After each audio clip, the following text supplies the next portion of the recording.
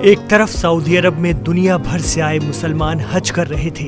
ईद उल अजहा की रौनकें थी। लोग हजरत इब्राहिम अलैहिस्सलाम की सुन्नतों को अदा कर रहे थे।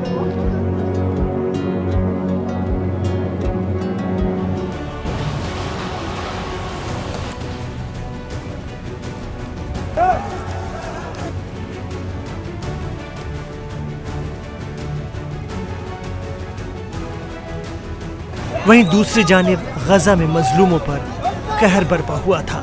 जी हाँ, ईद उल अजहा के दिन भी गजा स्ट्रिप पर इजराइल ने फिर हमला बोल दिया। सेंट्रल गजा में हुए इस हमले में औरतों और बच्चों समेत 17 लोग जाँ बहक हो गए। अल जजीरा की रिपोर्ट के मुताबिक ये हमले 2 जगहों पर हुए जहां बेघर हुए पनाह गुज़ीरों को कैंपों में रखा गया था। इन कैंपों को ईद के मौके पर इजराइल ने टारगेट किया।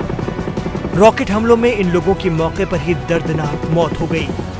ये मजलूम जैसे तैसे रफा से निकलकर यहाँ पर आए हुए थे, जहाँ पहले ही इजराइल जबरदस्त हमले कर रहा है। इजरायली फोर्स यानी IDF रफा में भी अंदर तक घुस गई है। ऐसे में बेघर लोग जान बचाने फिर गजा की तरफ आ गए हैं। मिस्र ने अपनी सरहदें बंद कर रखी हैं। लोग जाएं तो जाएं कहाँ? इजराइल की दलील है कि अब हमास के लड़ाके रफा शहर में पनाह लिए हुए हैं, इसलिए वहां हमले करके ही उन्हें नेस्तनाबूद किया जा सकता है। रिपोर्ट के मुताबिक बकरीद को हुए हमले में महिलाओं और बच्चों समेत 10 लोग मारे गए। इनमें से 5 लोग तो एक ही परिवार के हैं। इसके अलावा करीब 20 लोग जख्मी हो गए। इसके करीब 1 घंटे बाद ही एक और हमला हुआ, जिसमें 7 लोग मारे गए। जबरदस्त हमले में एक पूरा का पूरा खानदान तबाह हो गया। इनमें मासूम बच्चे और दादा दादी तक शामिल थे। इससे पहले रफा में भी एक कैंप पर इजरायली हमला हो चुका है। बाद में इजराइल ने माफी मांगते हुए हमले की जांच कराने की बात कही थी। पनाह गुज़ीर कैंपों में इजरायली हमले के इल्जाम लगते रहे हैं। बावजूद इससे उसे कोई खास फर्क नहीं पड़ रहा है। एक के बाद एक हुए 2 हमलों में करीब 35 लोग शदीद तौर पर जख्मी हो गए हैं, जिन्हें अस्पतालों में एडमिट कराया गया है।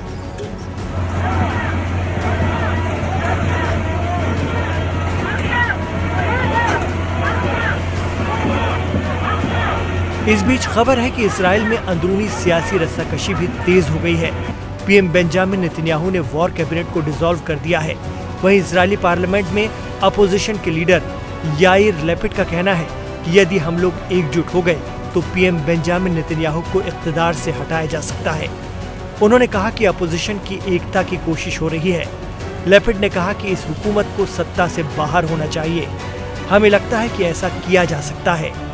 आपको बता दें कि इजरायली PM की फिक्र तब और बढ़ गई जब वॉर कैबिनेट के 2 अहम मेंबर्स ने रिजाइन कर दिया था। इसके बाद फिर नेतन्याहू ने वॉर कैबिनेट को ही डिसॉल्व कर दिया है। इधर हमास के कैद से इजरायली बंधकों की रिहाई के लिए PM बेंजामिन नेतन्याहू और उनकी सरकार पर दबाव बढ़ता जा रहा है। बंधकों के रिश्तेदार तेल अवीव में बड़े बड़े मुजाहरे यानी प्रदर्शन कर रहे हैं। हजारों लोग सड़कों पर हैं और सरकार से हमास के साथ समझौते की मांग कर रहे हैं। लोग अब मिलिट्री ऑपरेशन की मुखालफत में खुलकर उतर आए हैं।